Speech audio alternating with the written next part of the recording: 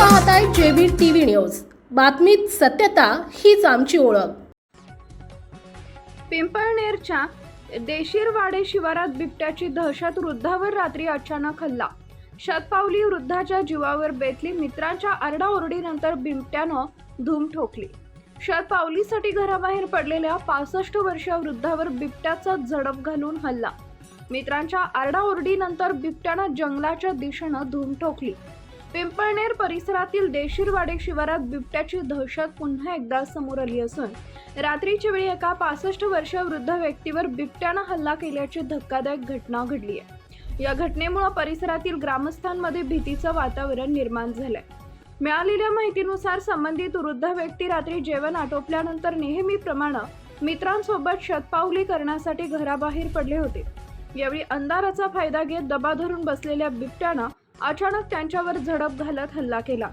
अचानक झालेल्या या प्रकारामुळे परिसरात एकच गोंधळ उडाला। दरम्यान सोबत असलेल्या मित्रांनी तात्काळ आरडाओरडा सुरू केल्यानं बिबट्या घाबरून घटनास्थळावरून पसार झाला। या हल्ल्यात वृद्ध व्यक्ती जखमी झाल्याची माहिती असून त्यांच्यावर उपचार सुरू असल्याचं सांगितलं जात आहे। घटनेनंतर देशीरवाडे शिवारासह परिसरातील नागरिकांमध्ये मोठी दहशत पसरली आहे।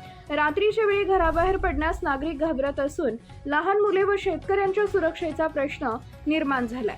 ग्रामस्थांनी वन विभागाला तातडीनं पिंजरा लावून बिबट्याला जेरबंद करावे तसेच परिसरात गस्त वाढवावी अशी मागणी केली आहे। वारंवार बिबट्याचं दर्शन होत असल्यानं नागरिकांमध्ये संताप व्यक्त केला जातोय। प्रतिनिधी परीक्षित परदेशी, JB TV news, Dhule. Prakash Narayan Mahajan, राहणार देशीरवाडे। आम्ही रात्री जेवण वगैरे करून बाहेर शतपावलीसाठी निघालो।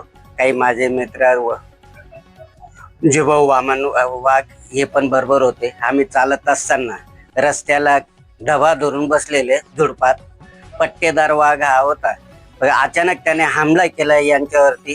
तर आम्ही काही लोक होतो 5-6 जण, त्यांनी काही आरडाओरड केली म्हणून तो पळाला तिथून। हो, आम्ही मारण्याच्या दगडाने त्या काठ्या वगैरे असे घेतल्या आणि त्याच्यावरती आम्ही पण प्रयत्न केला, मग तो सोडून त्यांना पळाला। या परिसरामध्ये नाही गेले, पण बकरे वगैरे जनावर येते मोठे गाई बकरे यांना बरंच बसणूक करतोय। वन विभागाने याची काहीतरी त्वरित दखल घ्यावी, पर्यायी त्यांनी पिंजरा वगैरे लावावा। तर आज असं या माणसांवरती हमला होतोय, याची काहीतरी दक्षता घ्यावी अशी आमच्या देशीरवाडे गावाकडून विनंती आहे त्यांना। आपल्या परिसरातील महत्त्वाच्या बातम्या पाहण्यासाठी आजच आमच्या जेबी टीव्ही न्यूज चॅनलला YouTube वर सबस्क्राईब करा आणि बेल आयकॉन प्रेस करा।